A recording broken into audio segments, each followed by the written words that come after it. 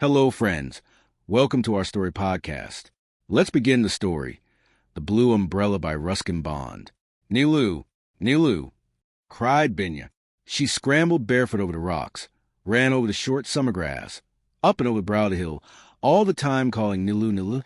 Nilu Blue was the name of the blue-gray cow. The other cow, which was white, was called Gory, meaning fair one. They were fond of wandering off on their own, down to the stream or into the pine forest, and sometimes they came back by themselves, and sometimes they stayed away, almost deliberately. It seemed to Binya, if the cows didn't come home at the right time, Binya would be sent to fetch them. Sometimes her brother Biju went with her, but these days he was busy preparing for his exams and didn't have time to help with the cows. Binya liked being on her own, and sometimes she allowed the cows to lead her into some distant valley, and then they would all be late coming home. The cows preferred having Binya with them, because she let them wander. Biju pulled them by their tails if they went too far. Binya belonged to mountains, to this part of the Himalayas known as Garhwal. Dark forests and lonely hilltops held no terrors for her. It was only when she was in a market town, jostled by the crowds and bazaar, that she felt rather nervous and lost. The town, 5 miles from the village, was also a pleasure resort for tourists from all over India. Binya was probably 10. She may have been 9 or even 11. She couldn't be sure because no one in the village kept birthdays, but her mother told her she'd been born during a winter when the snow had come up to the windows, and that was just over 10 years ago, wasn't it? 2 years later her father had died, but his passing had made no difference to their way of life.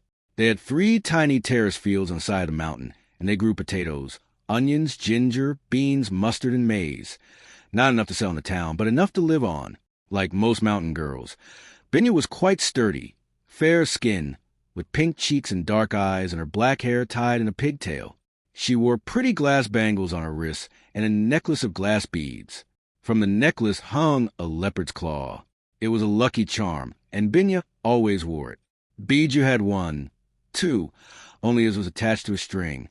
Binya's full name was Binya Devi, and Biju's real name was Vijay, but everyone called him Binya and Biju. Binya was 2 years younger than her brother. She had stopped calling for Nilu. She had heard the cowbells tinkling and knew the cows hadn't gone far. Singing to herself, she walked over fallen pine needles into the forest glade on the spur of the hill. She heard voices, laughter, the clatter of plates and cups, and stepping to the trees, she came upon a party of picnickers. They were holiday makers from the plains. The women were dressed in bright saris, the men wore light summer shirts, and the children had pretty new clothes. Binya, standing in the shadows between the trees, went unnoticed, and for some time she watched the picnickers, admiring their clothes, listening to their unfamiliar accents, and gazing rather hungrily at the sight of all their food.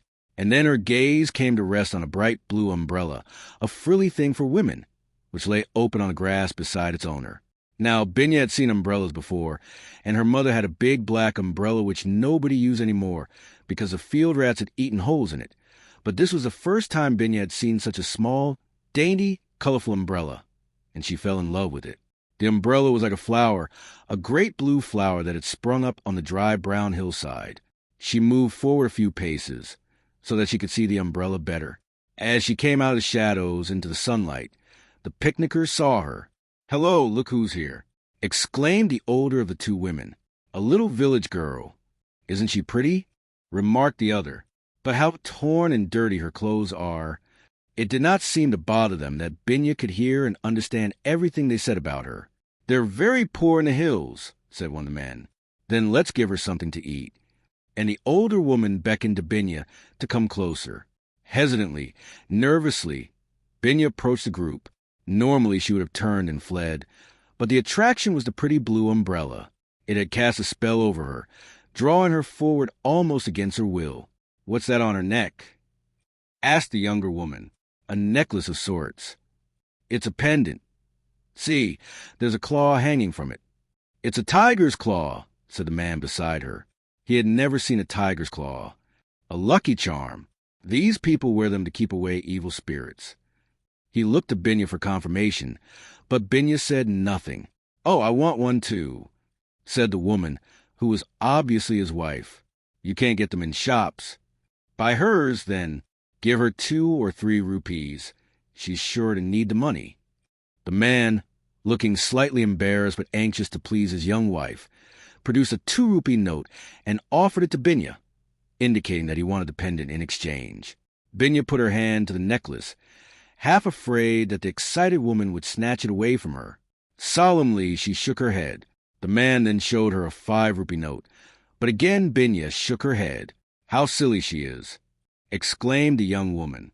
"It may not be hers to sell," said the man, "but I'll try again. How much do you want? What can we give you?" And he waved his hand towards the picnic things scattered about on the grass. Without any hesitation, Binya pointed to the umbrella. "My umbrella," exclaimed the young woman. "She wants my umbrella. What cheek! Well, you want her pendant, don't you? That's different. Is it?" The man and his wife were beginning to quarrel with each other. "I'll ask her to go away," said the older woman. "We're making such fools of ourselves." "But I want the pendant," cried the other petulantly. And then, on an impulse, she picked up the umbrella and held out to Binya. "Here, take the umbrella." Binya removed her necklace and held it out to the young woman, who immediately placed it round her own neck. Then Binya took the umbrella and held it up. It did not look so small in her hands. In fact, it was just the right size. She had forgotten about the picnickers, who were busy examining the pendant. She turned the blue umbrella this way and that, looked through the bright blue silk at the pulsating sun, and then, still keeping it open, turned and disappeared into the forest glade. Binya seldom closed the blue umbrella. Even when she had it in the house, she left it lying open in a corner of the room. Sometimes Biju snapped it shut, complaining that it got in the way. She would open it again a little later. It wasn't beautiful when it was closed. Whenever Binya went out, whether it was to graze the cows, or fetch water from the spring, or carry milk to the little tea shop on the Terry Road, she took the umbrella with her. That patch of sky-blue silk could always be seen on the hillside. Old Ram Bharosa, Ram the Trustworthy, kept the tea shop on the Terry Road. It was a dusty, unmetalled road.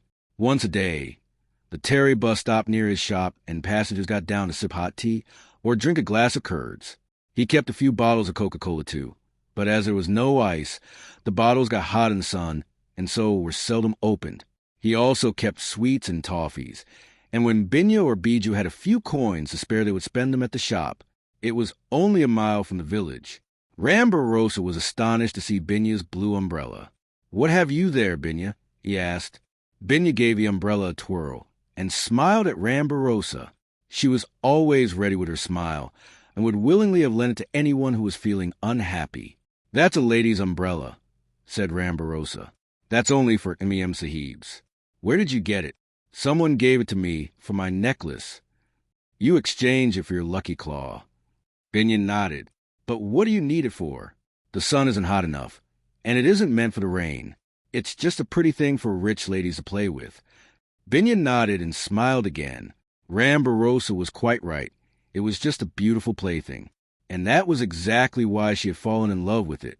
"I have an idea," said the shopkeeper. "It's no use to you, that umbrella. Why not sell it to me? I'll give you 5 rupees for it." "It's worth 15, said Binya. "Well, then I'll give you 10. Binya laughed and shook her head. 12 rupees, said Ram Bharosa, but without much hope. Binya placed a 5 paise coin on the counter. "I came for a toffee," she said. Ram Bharosa pulled at his drooping whiskers, gave Binya a wry look, and placed a toffee in the palm of her hand. He watched Binya as she walked away along the dusty road. The blue umbrella held him fascinated, and he stared after it until it was out of sight. The villagers used this road to go to the market town. Some used the bus, a few rode on mules, most people walked. Today, everyone on the road turned their heads to stare at the girl with the bright blue umbrella. Binya sat down in the shade of a pine tree. The umbrella, still open, lay beside her. She cradled her head in her arms, and presently she dozed off.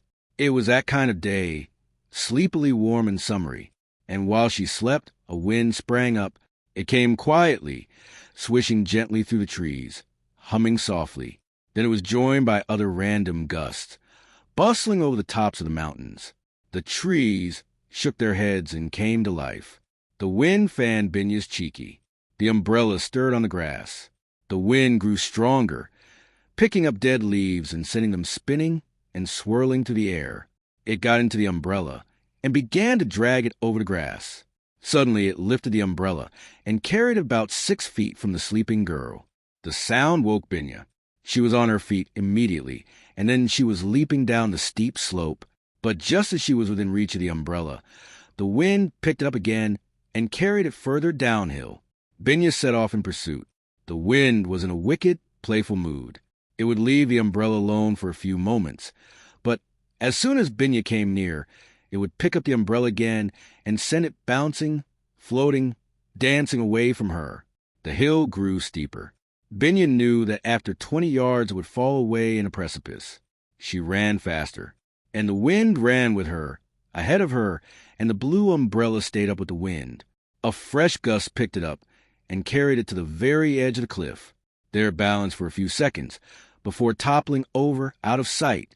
Binya ran to the edge of the cliff.